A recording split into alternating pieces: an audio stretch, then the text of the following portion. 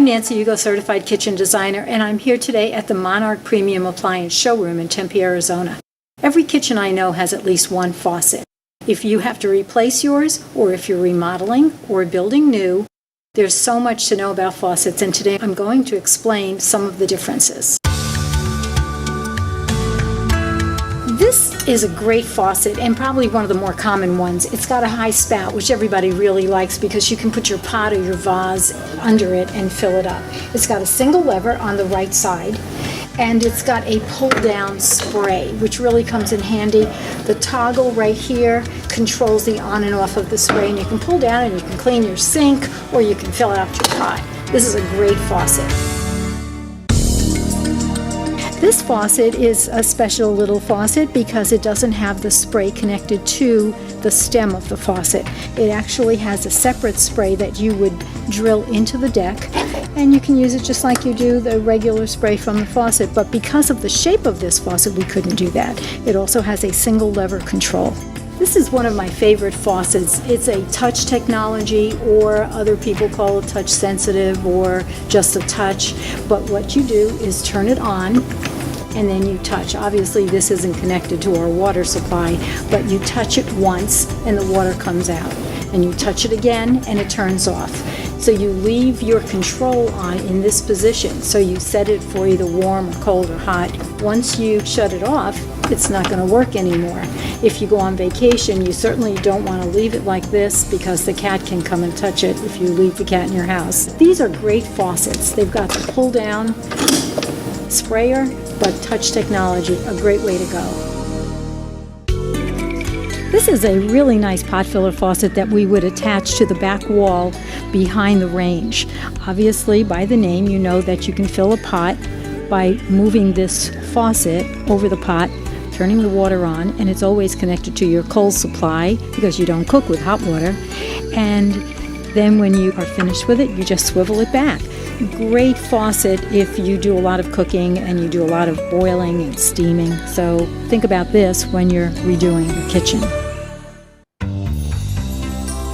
This faucet is a pull-out faucet as opposed to the pull-down.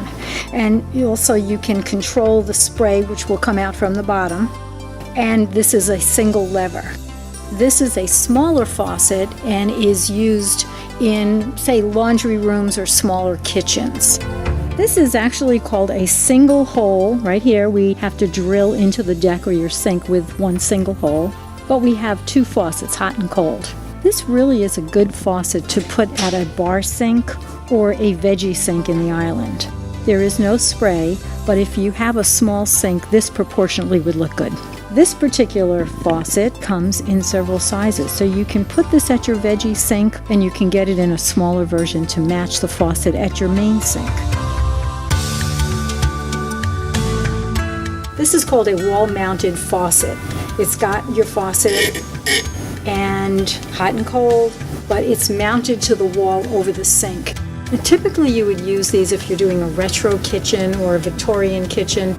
Now the downside is that you won't have a sprayer, but it's an interesting look.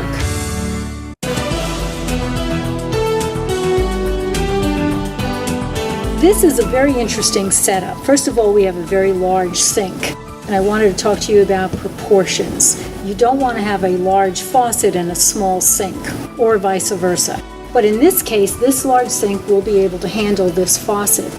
It's a very high spout, extremely high, almost looks like a pro industrial. And then when you pull out the head, and this is how you control the spray, you can use it all over. Interesting, but bear in mind that if you have a window by your sink, that's what you're going to see from the window, and also it's going to block your view. So it's got to be in the right setting.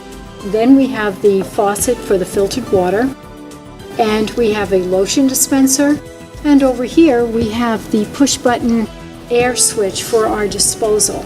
So think about all these items that we talked about. Think about proportion, think about the finishes on your faucets. It could be stainless, it could be polished chrome, polished nickel, copper, brass. There's so many things to choose from. Mainly, you have to go with function first. Look at the sink, and faucet together. See if it fits well in your plan. See if you're comfortable with that faucet. Look at the faucet that you've chosen and pick the one that fits mainly with the function of your kitchen and with the one you're comfortable with. There are so many to pick from.